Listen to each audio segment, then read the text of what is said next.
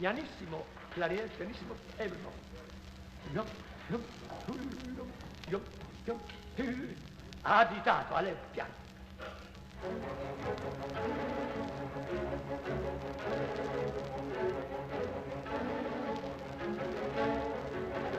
Qui designata giunti, cerca il cortè d'invito, gradavi son baroni, d'averlo pure gradito.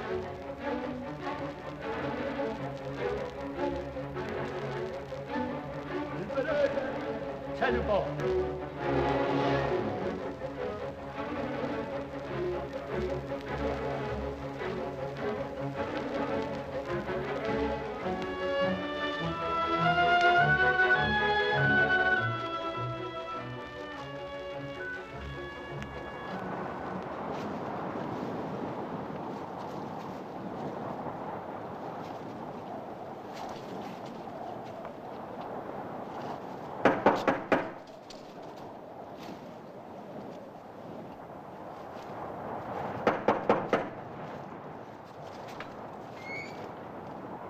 C'est ici le professeur Emmanuel Kant?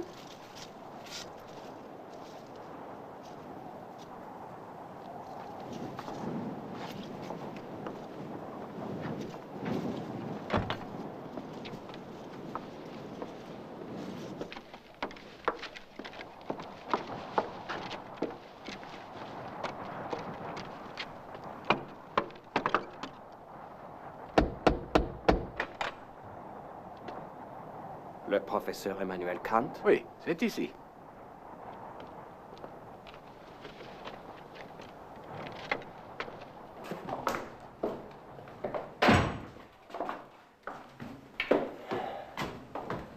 Je vous imaginais plus petit.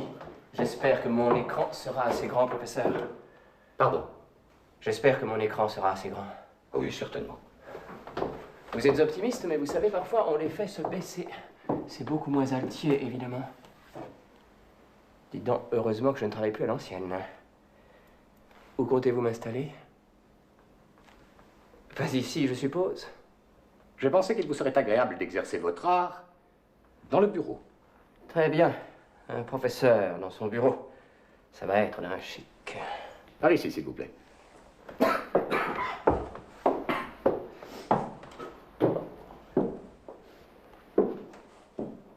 Dites-moi, vous êtes un connaisseur?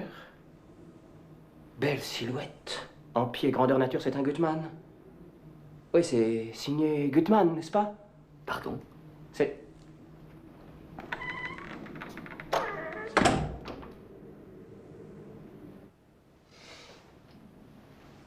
S'il vous plaît, monsieur.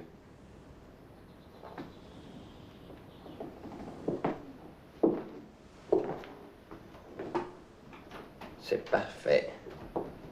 Nous ne bougeons pas du tout. C'est très bien.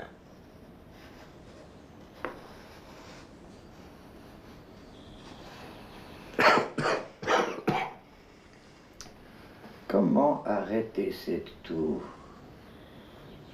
Respirer la bouche ouverte irrite la trachée et excite la toux.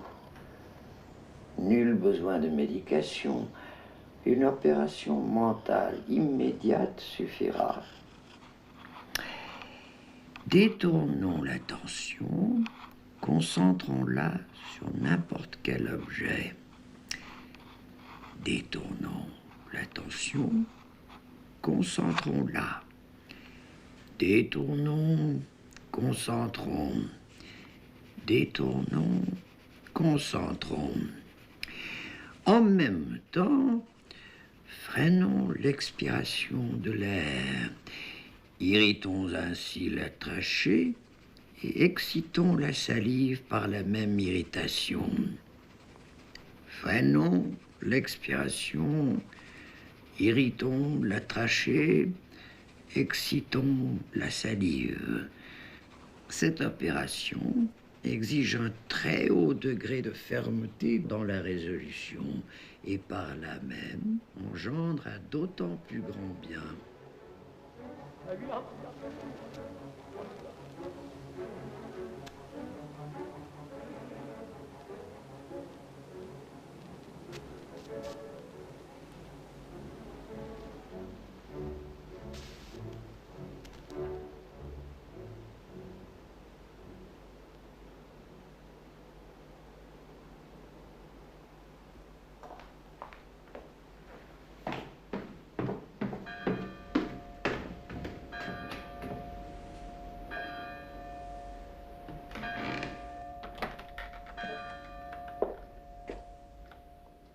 Monsieur le professeur, voici l'heure.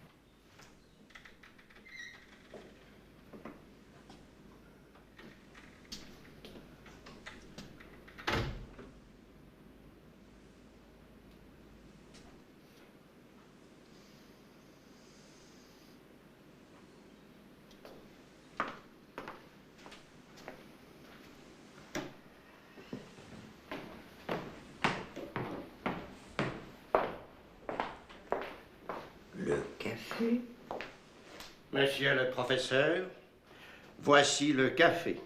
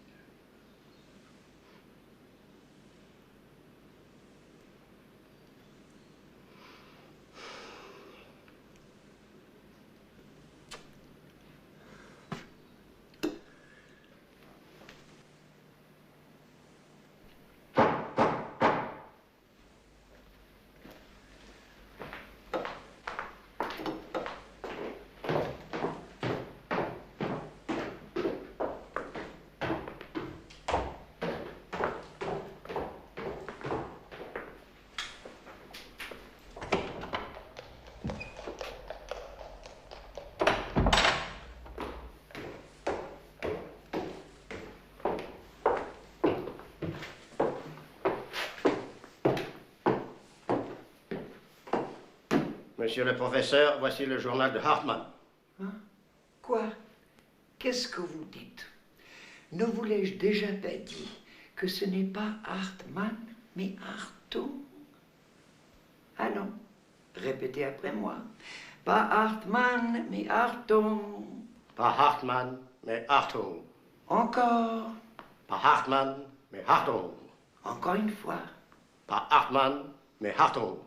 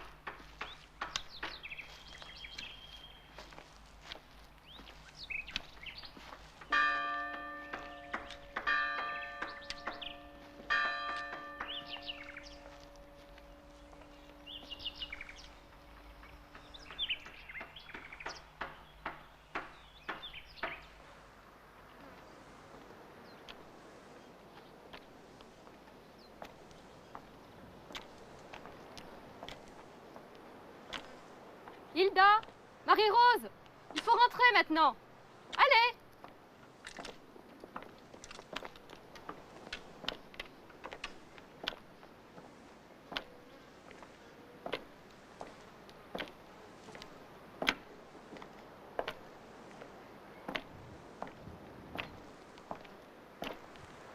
les gars! Au travail! Vous avez vu l'heure?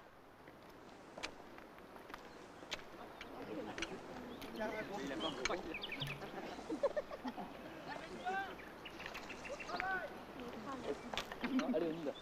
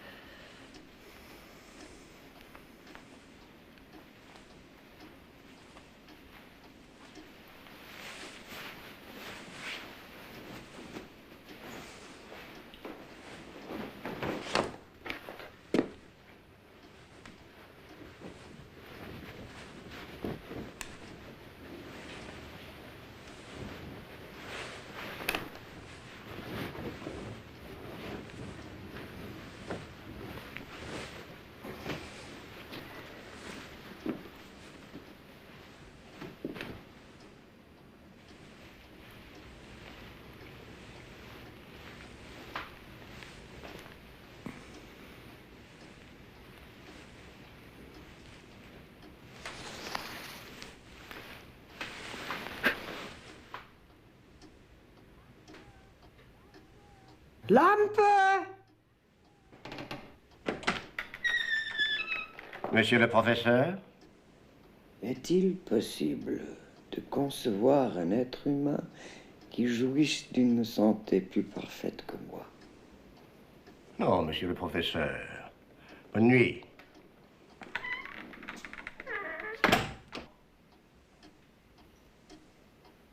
L'entretien passe en général par 3 étapes.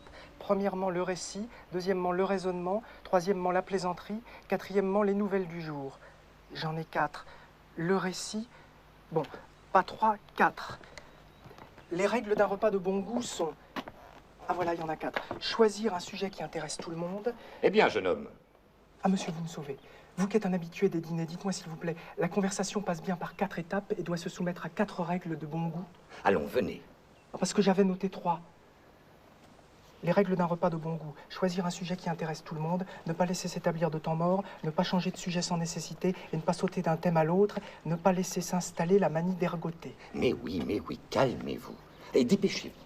La forme de bien-être qui paraît s'accorder le mieux avec l'humanité est un bon repas en bonne compagnie. Chesterfield disait qu'elle ne devait pas être inférieure au nombre des grâces et ne pas excéder celui des muses. 100 000 volumes, n'est-ce pas? Sans être aussitôt saisi d'un sentiment de panique intérieure.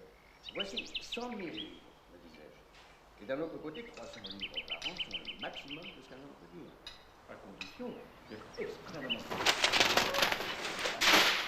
Ce que vous n'êtes pas.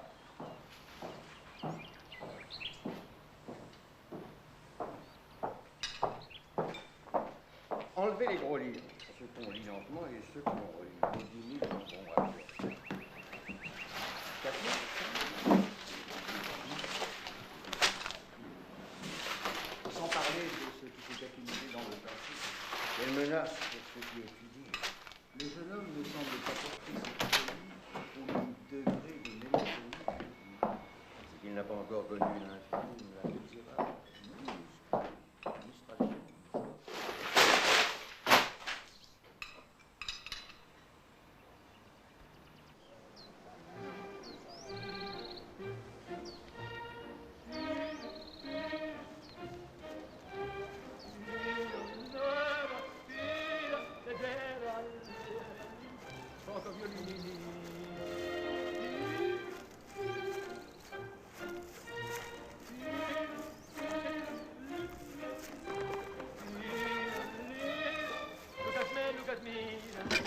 Ah, cher voisin, je voulais vous voir. Professeur, Mais vous allez sortir. cher et grand philosophe, l'honneur de votre visite sera l'excuse à l'avance recevable que je donnerai de mon retard. Non, non, je reviendrai. Alors, faites-moi la grâce.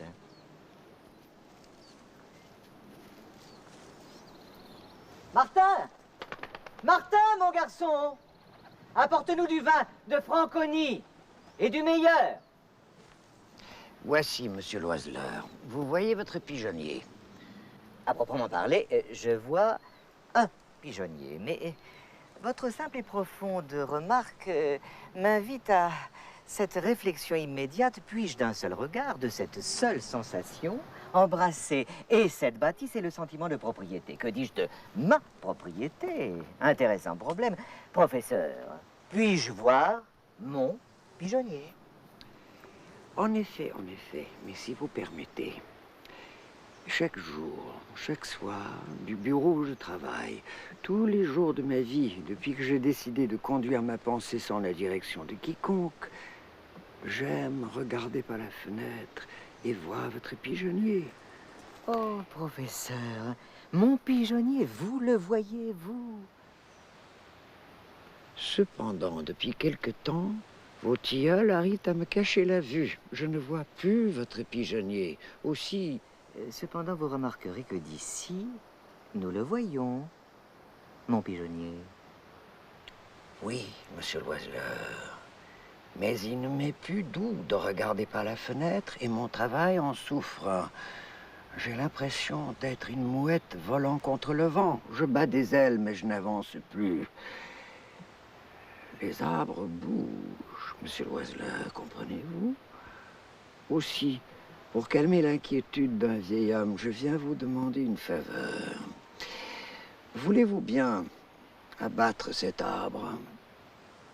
Professeur, abattre un arbre? Professeur. Abattre un homme, monsieur Loiseleur?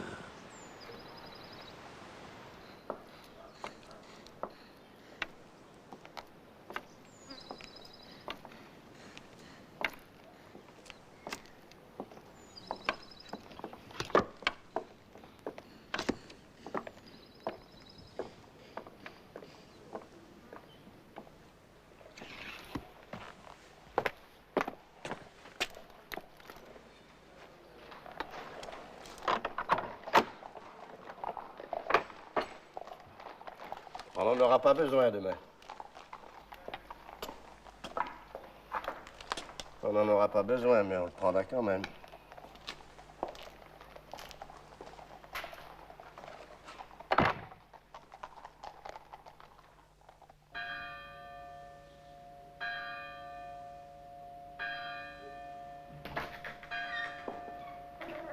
Monsieur le professeur, voici l'heure.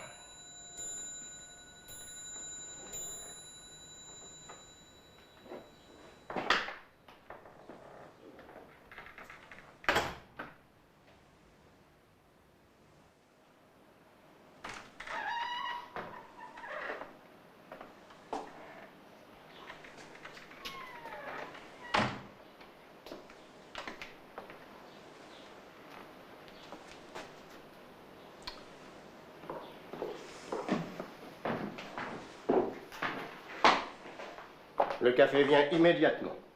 Oui. Et la prochaine aussi vient immédiatement. D'ailleurs, ce sera à peu près le temps que j'aurais attendu. Enfin, on peut mourir, après tout. Ce n'est que mourir. Et dans l'autre monde, on ne boira pas de café. Et par conséquent, on ne l'attendra pas.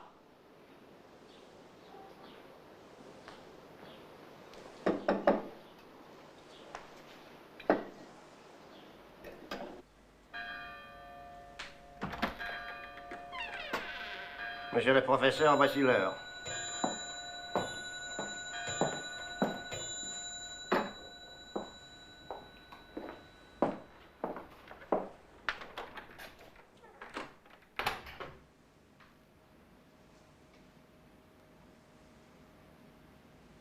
Ne plus s'abandonner aux paniques des ténèbres.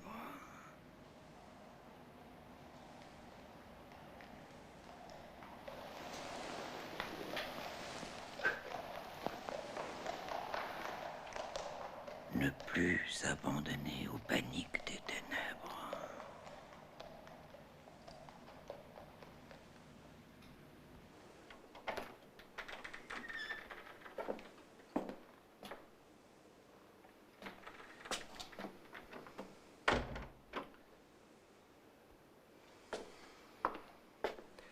Lampe.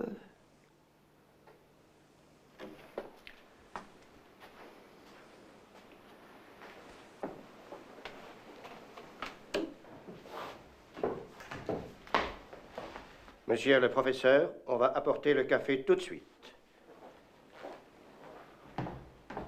On va.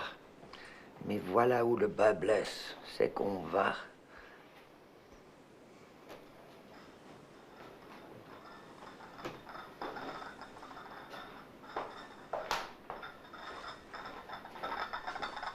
Monsieur le professeur, voici le café.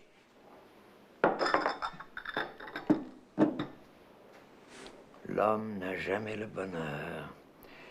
Il va l'avoir.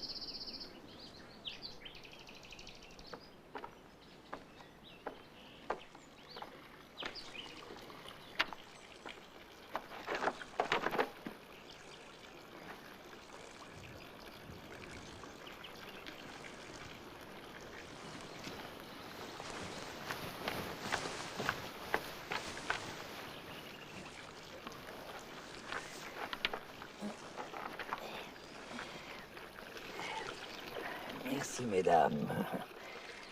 Voilà, retombé en enfance. Et je suis honteux d'avoir contraint de si gracieuses personnes à servir de mère à un vieillard qui végète professeur.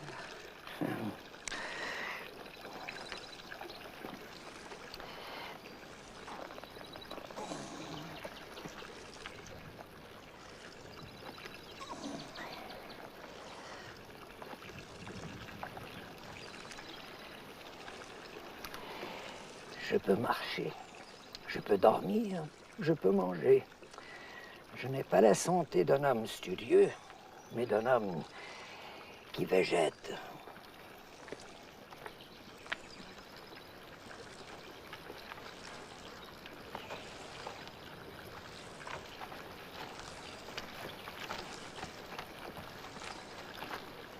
C'était le professeur Emmanuel Kant.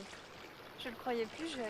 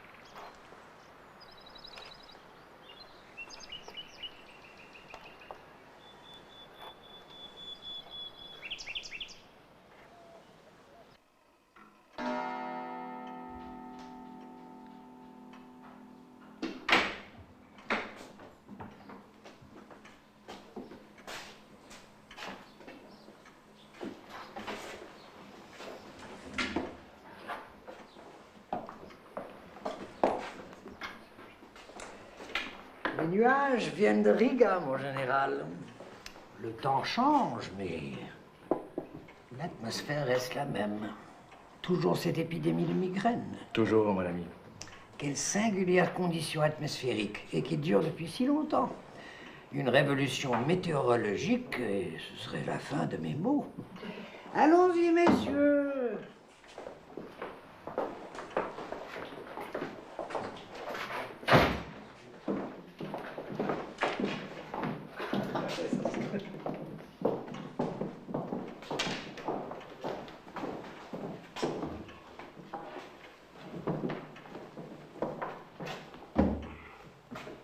J'ai reçu ce matin une lettre de ce cher Yakman.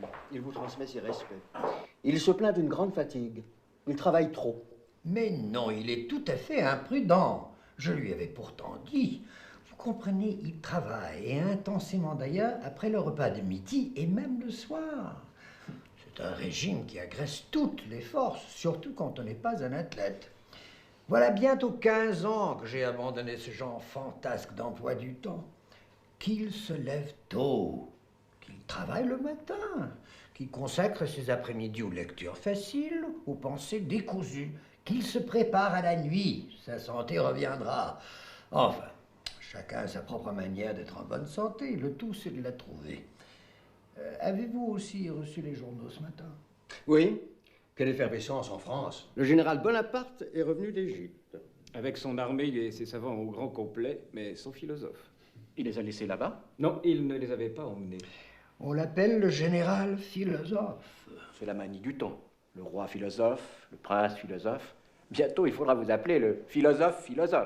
Oui. Ce goût lui vient de Sieyès. À qui semble-t-il, il a demandé un exposé de votre système? Système? Mais je n'ai pas fini. L'intérêt de Sieyès est politique. Sieyès a vécu à Berlin où il était ambassadeur, je crois. Depuis ce séjour, il n'a qu'une seule idée. Prussianiser la France, lui donner un air protestant. Seule façon à ses yeux de régler la question religieuse. Il a même demandé à un philosophe allemand un projet de constitution. Pas à moi, en tout cas, vous le savez bien. D'ailleurs, je ne suis pas allemand. Pourtant, un livre circule. Réponse du professeur Kant à l'abbé Sieyès. Mais cet abbé ne m'a rien demandé. Un faux professeur, un faux Kant. J'ai lu tout à l'heure une anecdote étrange. Quand il était à Genève, ce général, Bonaparte, a reçu la visite d'un obscur savant. Ouh, ça commence bien. Obscur savant qui a essayé de le convertir à votre philosophie. Convertir? Oui, convertir, sans succès. Mais à Lausanne, agacé peut-être, il rend visite à un philosophe local pour lui demander un panorama du sentiment suisse quant à la philosophie kantienne. À quoi tout cela peut-il lui servir? On n'y comprend rien, mon général, résume le Suisse. Bonaparte se tourne alors vers son aide de camp. Vous avez bien entendu, Berthier? Même ici, on ne comprend rien à Kant. Je le vois devant le Sphinx. Berthier, même ici, on n'y comprend rien. Vous pourrez donc vous flatter d'être le mystère de ce mystérieux général. Vous le trouvez mystérieux, vous? Mais enfin, qu'allait-il faire en Égypte? Oh, il n'y a rien de mystérieux là-dedans. Oh non, cher ami, vous n'allez tout de même plus nous soutenir qu'il soit allé en Égypte pour cacher aux Anglais son dessein d'annexer le Portugal. Même ici, on n'y comprend rien. Contempler les pyramides pour priver les Anglais de Porto. Alors, vous caricaturez, madame. Ce général devrait venir vous voir. Vous échangeriez vos mystères. Oui, mais qu'il vienne seul.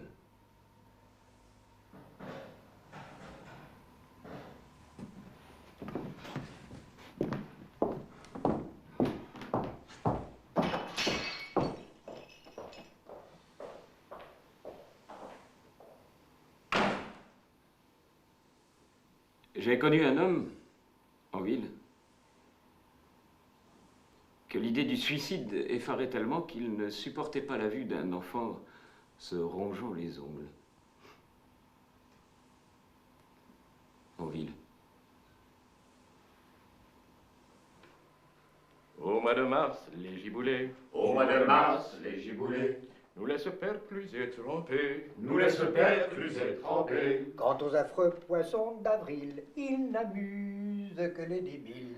En mai chacun fait ce qui lui plaît. En mai chacun fait ce qui lui plaît. Le résultat est plutôt laid. Le résultat est plutôt laid. En juin il fait beau et c'est pire. Dès qu'on fait 3 pas on transpire. En juillet révolutionnaire. En juillet révolutionnaire. Les bassins remplacent les bains de mer. Les bassins remplacent les bains de mer. Les bassins remplacent les bains de mer. Au mois d'août, quelle canicule. Au mois d'août, quelle canicule.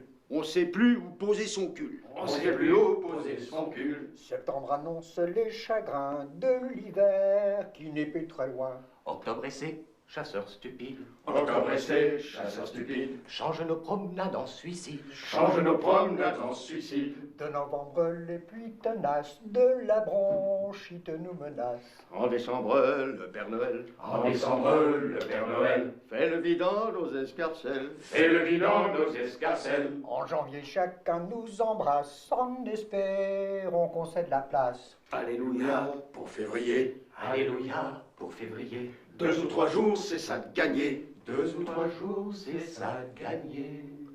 C'est toi le roi de nos amours. Février, on t'aimera toujours.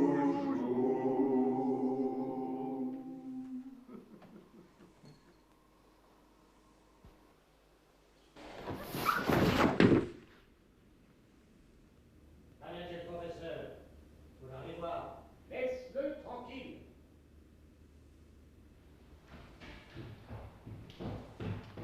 Je suis si léger que je ne peux me faire mal.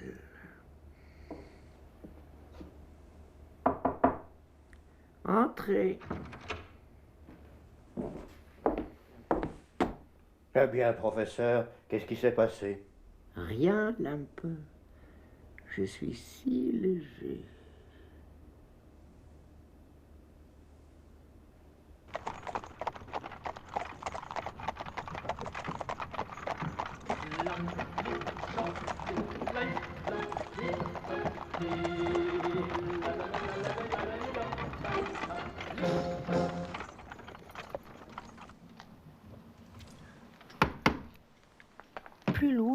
Plus loin, où vous voudrez, mais plus loin, de la distance, de la distance.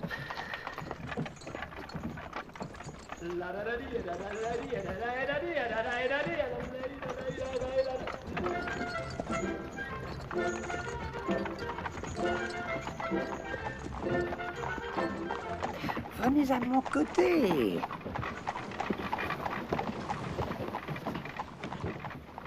Ma sœur, vous perdiez tout de cet interminable voyage.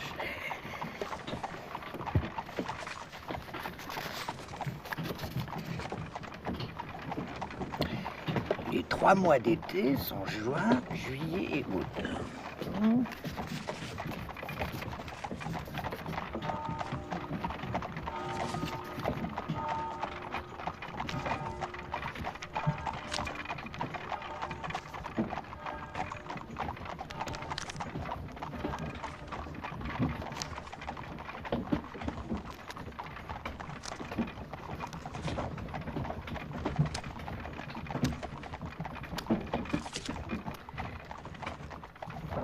Ne plus s'abandonner aux paniques des ténèbres.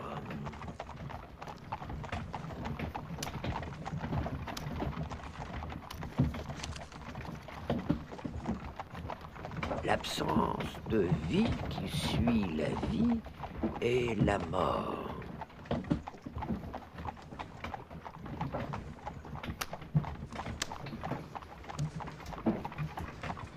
La fauvette sur la chaîne des Pyrénées.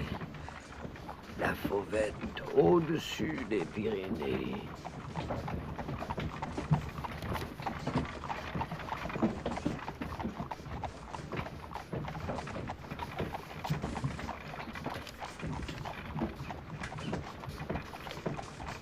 La musique est une odeur qu'on respirerait contre sa volonté. Allez, allez.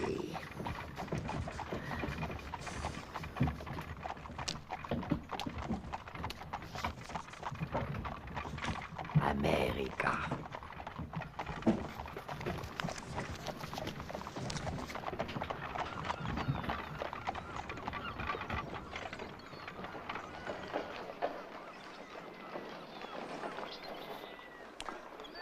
Le pont, la mer, le monde.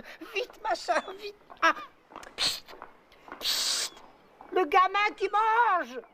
Vous là. Vous là. Oui, toi.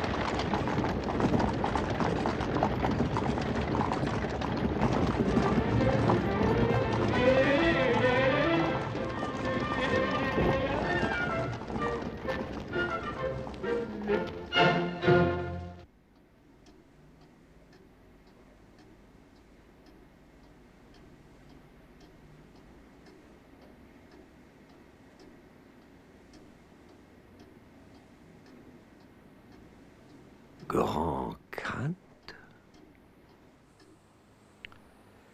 Grand Kant. Je t'invoque comme un croyant invoque son Dieu pour implorer de l'aide, du réconfort ou pour connaître l'heure de sa mort. Les arguments développés dans tes œuvres me paraissent trop éloignés de l'existence immédiate. C'est pourquoi je cherche refuge auprès de toi. Je n'ai rien trouvé en cette vie qui puisse remplacer le bien que j'ai perdu, car j'aimais un objet qui, à mes yeux, contenait tout en lui, et duquel je tirais ma seule raison de vivre. Avec lui, tout m'apparaissait futile, et tous les hommes, aussi réels fussent-ils, n'étaient plus qu'un charabia sans contenu. Mais cet objet, je l'ai offensé par un grand mensonge que je viens de lui révéler. Il n'y avait pourtant rien dans ce mensonge qui trahît un défaut de mon caractère, car de toute ma vie, je n'ai jamais eu à dissimuler de vice. Mais le mensonge seul lui a suffi, et son amour a disparu. C'est un homme d'honneur, et il me refuse donc pas son amitié ni sa fidélité, mais il ne reste plus rien de cet intime sentiment qui nous attirait spontanément l'un vers l'autre. Ah, mon cœur se brise en 1000 morceaux. Si je n'avais tant lu vos livres, j'aurais certainement mis brutalement fin à ma vie. Mais les conclusions que j'ai tirées de votre théorie me retiennent. Je ne dois pas mourir en raison des tourments que la vie m'inflige, mais je dois vivre, au contraire, en raison de mon existence. Mettez-vous donc à ma place, ou condamnez-moi. J'ai lu à la fois la métaphysique des mœurs et l'impératif catégorique. Rien n'y fait. Ma raison m'abandonne, alors que j'en ai le plus grand besoin.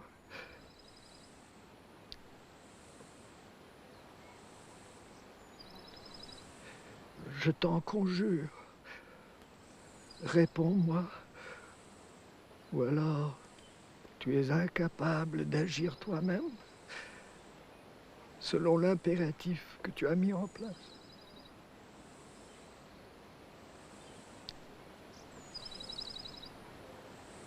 Vous allez lui répondre? Oui.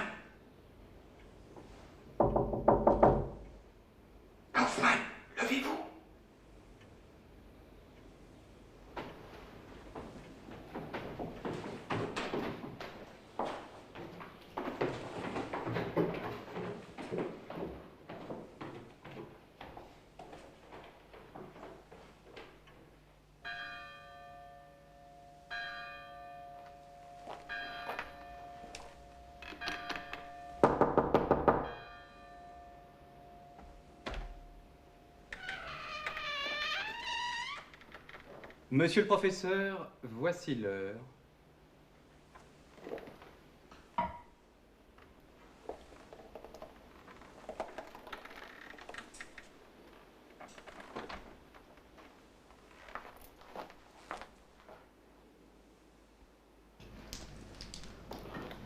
Monsieur le professeur, voici le café. Monsieur le professeur, voici le café.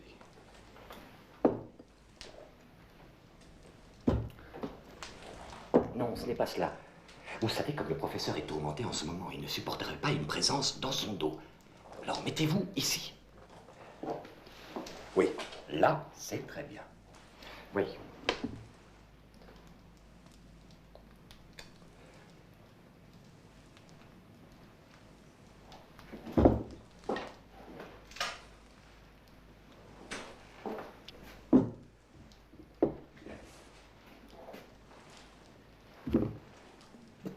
Essayons encore, voulez-vous?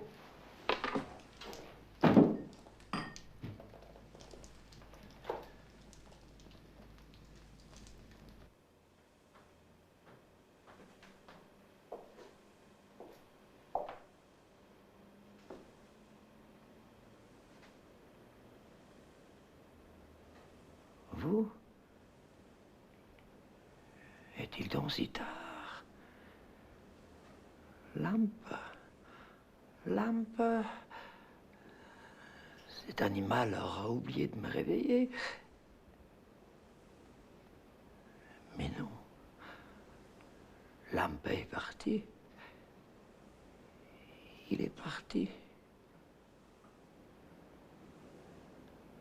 Oui, cher professeur. Lampe est parti. Et pour aider votre nouveau valet, Kaufmann, je me suis permis, au risque de vous troubler, de venir tôt ce matin. Merci, cher Wojciechowski. On apporte le café, professeur.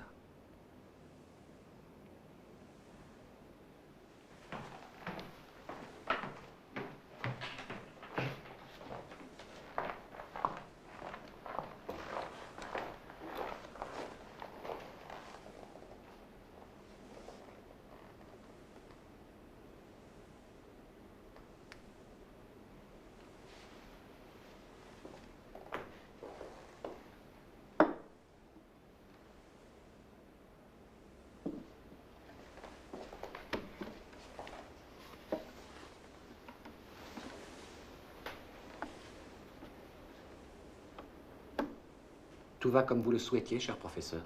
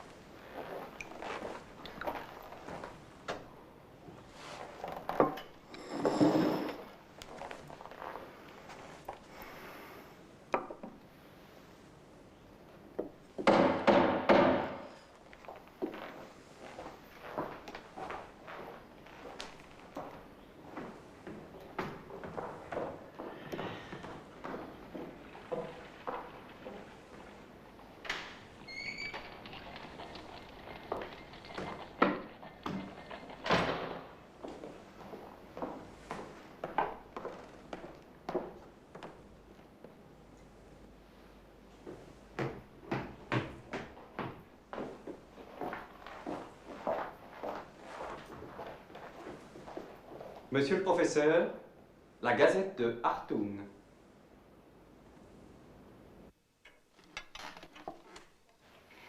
La première fois que je vous vis, vous veniez à peine de naître. Le temps passe, madame.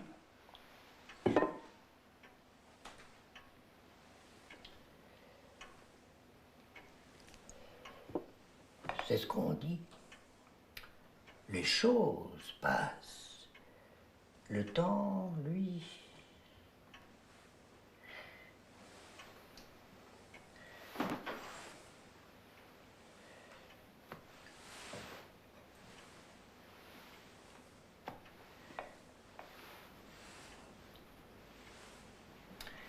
Un, deux,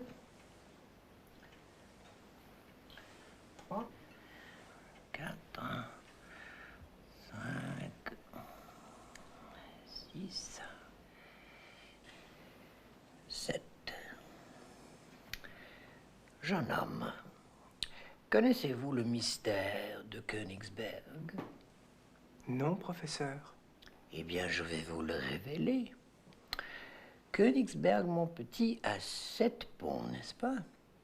Et il est impossible de les traverser tous sans en traverser un au moins 2 fois.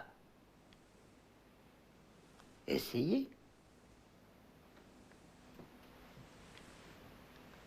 1, 2, 3, 4, 5, 6.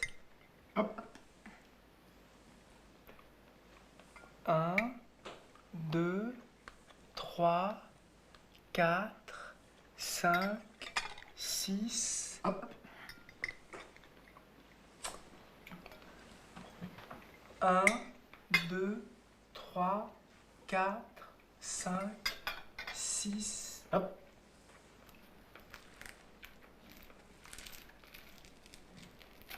1, 2, 3, 4, 5, 6. Hop.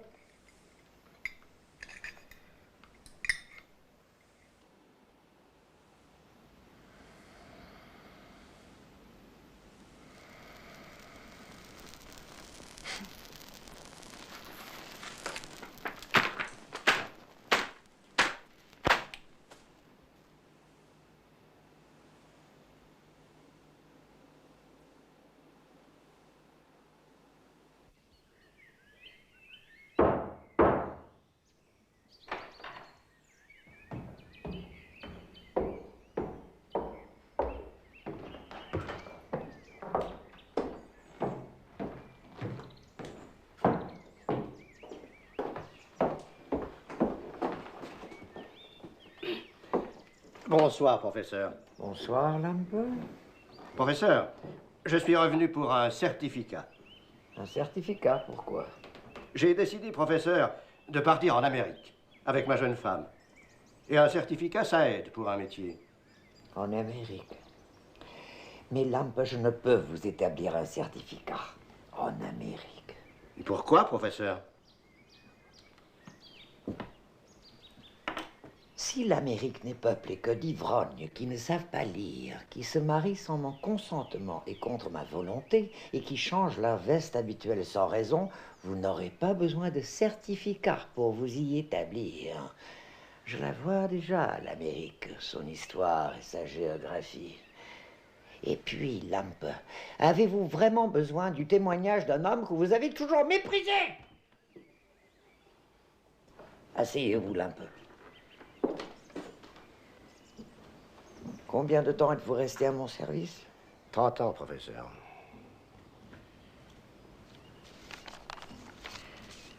Lampe m'a servi longtemps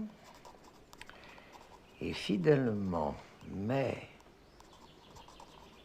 n'a pas fait preuve de ces qualités particulières qui conviennent au service d'un homme vieux et infirme comme moi.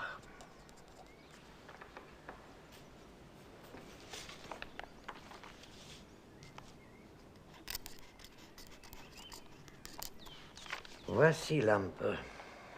Faites-en bon usage.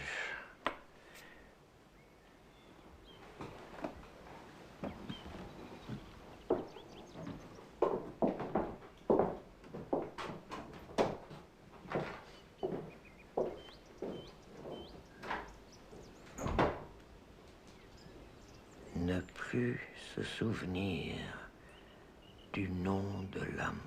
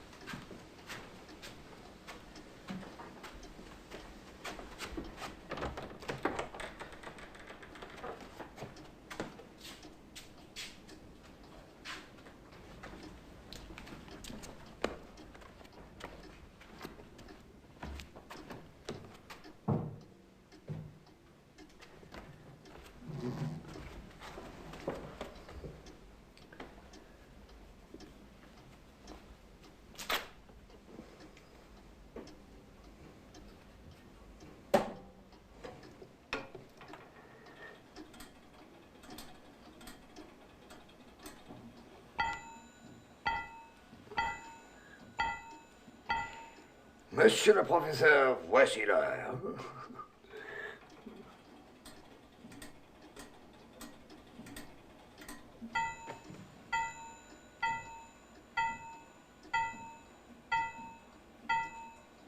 Jeunes élèves.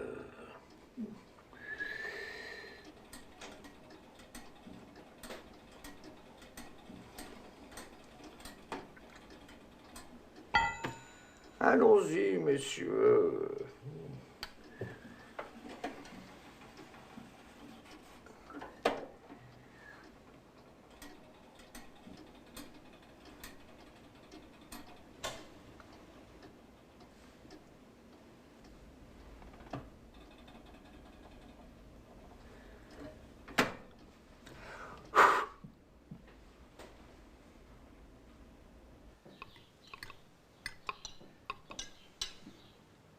Il existe une peuplade de la région des lacs africains, les Kikuyu, il me semble, dont le roi passe sa vie assis, attaché à une chaise, au milieu d'une forêt qu'on ne peut approcher qu'à genoux. Et bien plus, ce roi doit dormir assis, car s'il se couchait, le vent ferait autant et toute navigation deviendrait impossible. Et s'il se levait? Simagrée!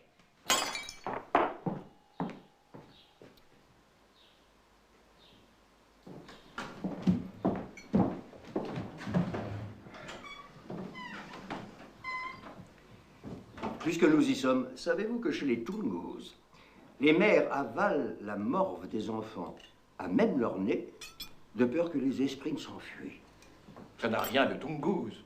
Chez nous, d'ailleurs, on appelle morveux un bêta. Simagrée.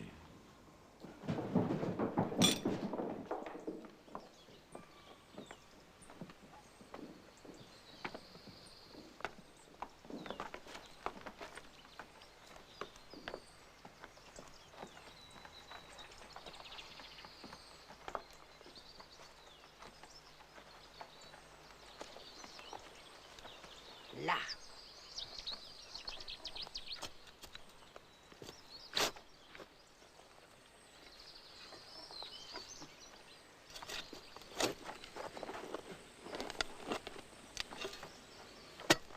Profond, Kaufmann, il ne faut blesser personne.